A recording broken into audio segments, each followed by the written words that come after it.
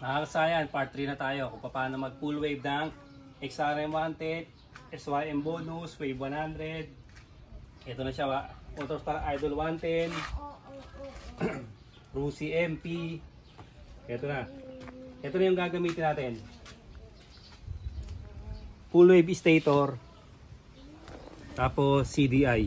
Ito na siya Hindi na tayo masisiraan ng primary coil kasi wala na siyang primary coil na katulad nito. Yan, mga full wave stator may primary coil. Ang ilalagay naman natin ay wala ng primary coil. Ito siya, ito yung pinalitan natin ng pulser. Sa video na yon kung paano magpalit ng pulser, ito yon. Ito yung ikakabit natin dito. Ngayon, syempre, dito natin siya ilalagay, ipupwesto natin. Dito natin ilalagay ito Yan, ito yung pinull wave natin. Ito, full wave na to. Ito yung unang full wave natin. Ito yung pangalawang full wave natin. Yan. Ngayon, pangatlong full wave. Aalisin natin to. Ito ang ilalagay natin Full wave na full wave stator. Dalawang dilaw din. Pero, wala siyang primary coil. Ayan, wala walang ganito. Kakabit namin to kasayan Pag naikabit na namin to, naipwesto na, pabalikan namin kayo. Ito na siya kasayan naikabit na natin. Yan wala ng primary coil. Tapos dalawang dilaw din. Ito siya. Full wave stator. So, ito yung kinabit natin, yung part 2 natin ayan siya yung full wave. Dalawang dilaw pero meron siyang primary coil. Ito yung pagkakaiba, wala siyang primary coil. Kaya ang gagawin natin diyan dahil wala siyang primary coil, magpapalit tayo ng CDI. Dahil lang magpapatakbo na lang dito yung pulser. Yung pulser. Ito. Yan, yung pulser na ito yung kinabit natin nakaraan Paano malalaman kung sira na ating pulser? Yan siya. Tapos ilalagay na natin siya dito. Salpak na natin. Ayan mo. Hilahin ko to. Medyo pumalok to Kabit mo.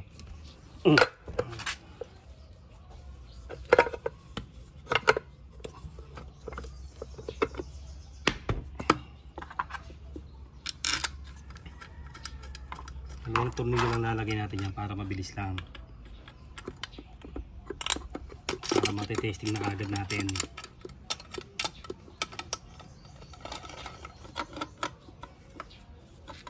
Kailangan lumapat na ang kanyang magneto. Wala siyang babanggaan. Okay. So ito na siya. Wala na to hindi natin gagamitin tong primary coil. Wala na ng primary coil to. Pulser na lang. Tsaka ground. Parcel saka ground bitin tayo rito na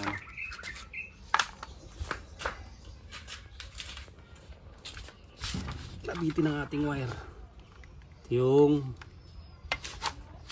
pulser. Kailangan matesting muna natin yan. Ito lang, pwede na to.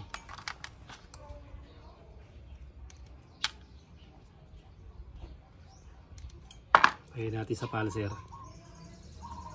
Tapos kakabit natin pulser saka pulser ground Yung dalawa na yan yung sa charger. Ito wala na to. Tago na muna natin yan. Sa pulser. Black yellow. Tapos ito yung ground. Dito body ground or sa charger na tatanggalin natin. Pwede rin. Yan, solid green. Halimbawa, isahan na lang kayo. Doon nyo ilalagay sa pinagtatanggalan ng charger. Pwede rin yun. Doon natin siya ilalagay ngayon kasi part 2 binody ground natin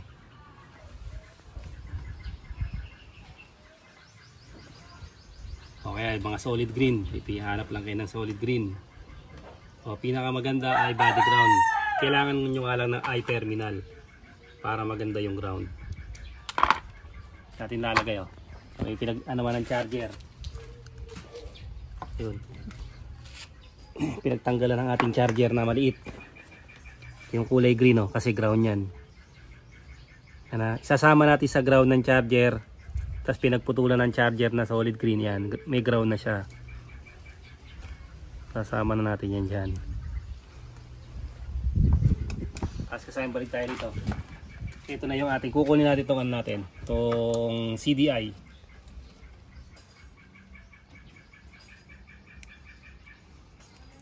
Papalitan natin ito ng battery operated CDI. Ito siya. 4 pin. 5 pin. Papalitan natin ng 4 pin. Mas malaki yung ano, mas malaki yung 4 pin. Tingnan natin siya. Tapos may babaguhin tayo rito. Alisin natin dito yung pulser. Ito siya yung pulser ha. Ito, tingnan nyo. Ito yung kulay ng pulser. Yun o. Ito yun siya. Yung hindi natin gagamitin. Tatanggalin natin ngayon yan. Yan, ito na yung final na ano natin kasi part 3 na to. Ito na yung final na gagamitin natin na full wave. Full wave gamit ang battery operated na stator. Full wave stator. Tanggalin natin to. Yan. Ililipat natin to sa accessory wire ha.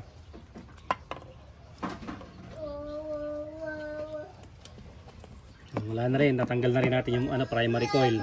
Accessory wire to pupunta. Dito rin sa magsasama-sama sila rito. Ito, accessory wire. Yung black ng charger lalagay natin sa accessory wire. Tapos ito, accessory wire din to. Tapos yung ilaw, accessory wire din yan. Yung dilaw, galing charger Ayan siya, galing charger yung dilaw. Tapos yung green, yung negative, pati yung negative dito magkakasama na. Tapos positive sa pula. Yung tinanggal natin na maliit Pwede yung panoorin yung part 1, part 2 pagka gusto nyo pang kumuha ng idea. Tapos etong dalawa na to sa kahit magkabaligtaran. Galing sa charger charging. Yellow tsaka pink. Kung dalawang dilaw okay, kung dalawang puti okay din. Kadalasan dilaw puti, yan, tapos dilaw pink. Ito, tagkabilaan naman to. Kahit magkabaligtaran.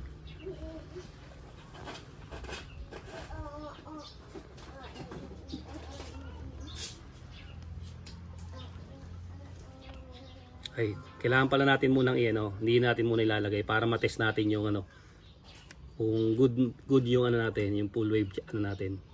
Full wave regulator. Kailangan lang muna pala natin kagaya ng ginagawa natin paanda rin. Para malaman natin kung perfect yung pagkakadali.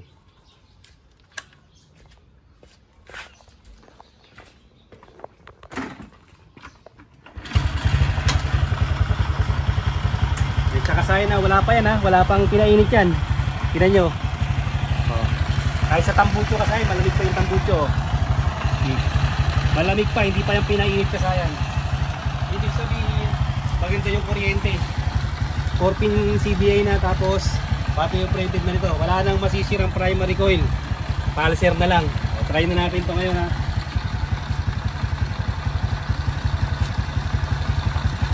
Ilalagay natin sa negative. Tapos dapat hindi siya umilaw Pag umilaw, palpak ang full wave.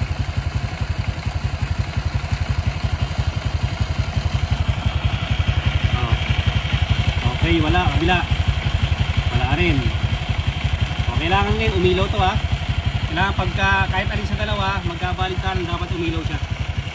Okay, umilaw. Okay ang full wave natin Umilaw siya. Ngayon, kakabit na natin yung Pag nag full wave tayo kasayan, automatic battery operated na yung motor natin. Kasayan paano pag nalobat, under ba yan? Under kasayan kasi ang magpapatakbo dyan, regulator rectifier. Full wave regulator rectifier tayo kaya kahit walang battery, under pa rin siya. Kaya huwag kayong mangamba. Ito, hindi na kayo basta masisira ng stator dito. Kaganda na yung supply ng kuryente nito. Yan, testing na natin. Dito tayo sa kabila para ma-guide natin sila. Ito yung tinanggal natin na charger Bali, dahil lang ipagkakabitan natin Honda, color coding lang. Green to green. Itong green na to galing sa pulser ground yung galing sa stator. Pulser ground na sinama na natin dito. Pero yung nakaraan, binadi ground natin kasi pwede rin naman yun. Mas maganda pa nga body ground. Tapos red to red. Tapos etong dilaw, para gumana yung ating ilaw. Ayan na. Para gumana yung ilaw natin dito. Pagka naman wala pa kayong switch, padaanin nyo sa switch. Eto. Kung halimbawa wala pa kayong switch, ano, baka mamaya sabihin nyo open, naka-open kayo.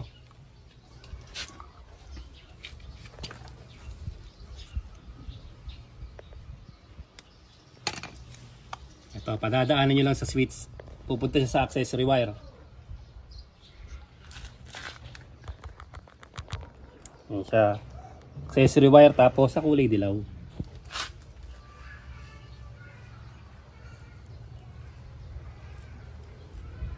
Ganun lang ha. Dilaw at saka accessory wire. Kung may relay kayo, 87 ang relay. Para gumana na yung ating ano, yung ilaw. Pag ano natin, pagbukas natin ng switch. Ito, tingnan mo sa likod. Meron? Wala. Wala. Ito, hindi ko pa binubuksan eh. Ayan. Meron. Okay, ikutan mo na dito. Ito, dito. Ito yung magkakasama eh. Dashboard, gear shift indicator. Okay, harap. Meron, papatayin natin. Ayun na yung switch natin ha. Nakaraan dalawa, wala tayong nilagay na switch. Ito, may switch na to. Tapos ngayon, testing tayo sa charging.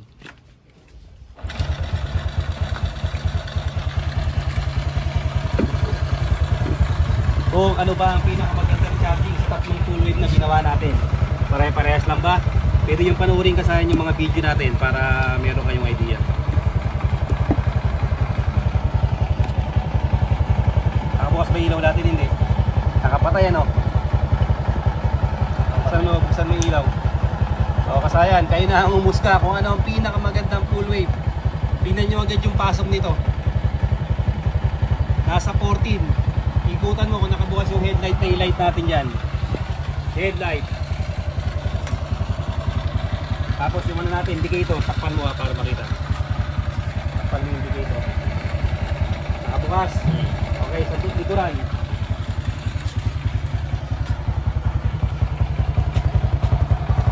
Open. Okay, open. Tingnan mo yung reading. Naka-open lahat. Tingnan nyo kasahan yung reading.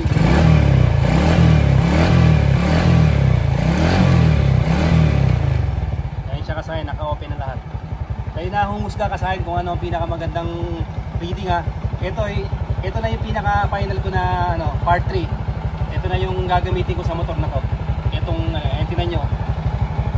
Full wave charger, battery operated CDI, at saka TTGR na ano, TTGR na full wave ano, regulator rectifier.